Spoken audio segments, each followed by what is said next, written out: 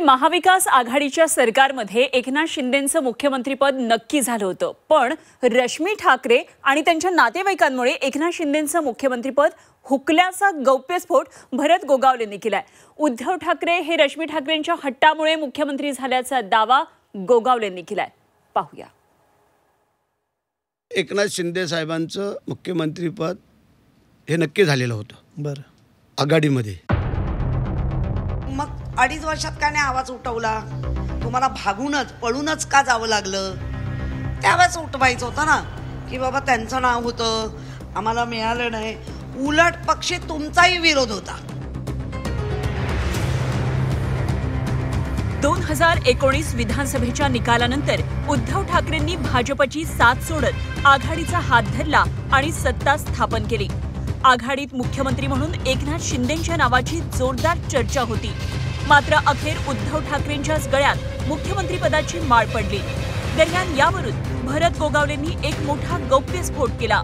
आघाडीत मुख्यमंत्रीपदासाठी एकनाथ शिंदेंचं नाव निश्चित झालं होतं, मात्र रश्मी ठाकरेंच्या हट्टामुळे उद्धव ठाकरे मुख्यमंत्री झाल्याचा खळबळजनक गौप्यस्फोट भरत गोगावलेंनी केला।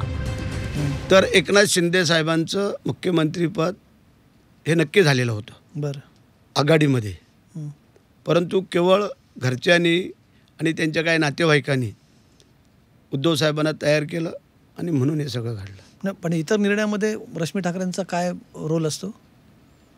आता आदित्यला मंत्रिपद करावं हा त्यांचाच निर्णय होता, लक्षात आलं का?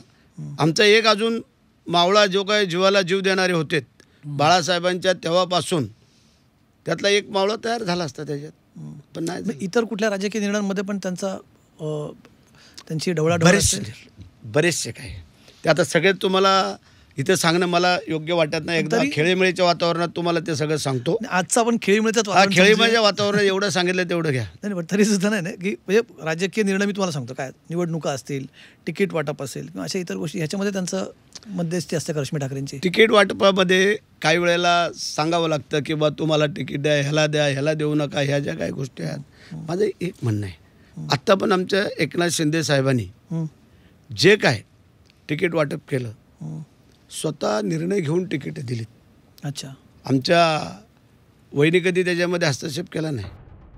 भरत गोगावलेंनी केलेल्या धक्कादायक दाव्यानंतर किशोरी पेडणेकरांनी देखील प्रत्युत्तर दिलंय। मुख्यमंत्रीपदासाठी एकनाथ शिंदेंच्या नावाला विरोध होता, त्यामुळे मला विरोध असेल तर तुम्हीच धुरा सांभाळा, असं एकनाथ शिंदेंनीच उद्धव ठाकरेंना सांगितलं होतं। गोगावलेंनी केलेल्या दाव्यानंतर पेडणेकरांनी हा प्रतिदावा केलाय। एकनाथ शिंदे साहेबांनी पण सांगितलं की जर आपण आघाडीबरोबर जातो आहोत आणि आघाडीतल्या ज्येष्ठ नेत्यांचा जर विरोध होत असेल तर साहेब तुम्ही पहिली ही धुरा सांभाळा, आम्ही तुमच्या सोबत आहोत। या पद्धतीने बोलणं म्हणजे तुम्ही मग 2.5 वर्षात का नाही आवाज उठवला? तुम्हाला भागूनच पळूनच का जावं लागलं? त्यावेळेस उठवायचं होतं ना की बाबा त्यांचं नाव होतं, आम्हाला मिळालं नाही। उलट पक्षी तुमचाही विरोध होता।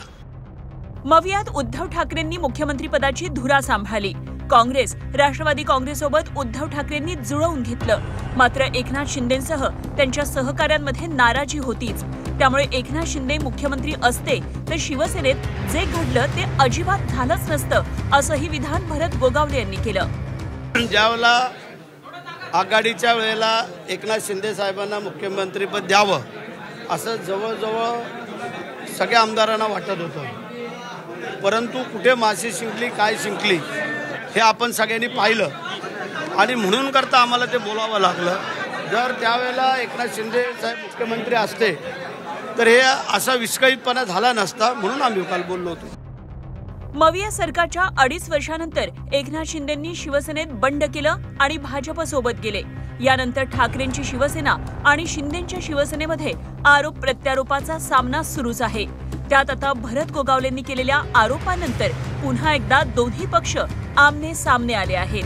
ब्युरो रिपोर्ट, झी 24 तास।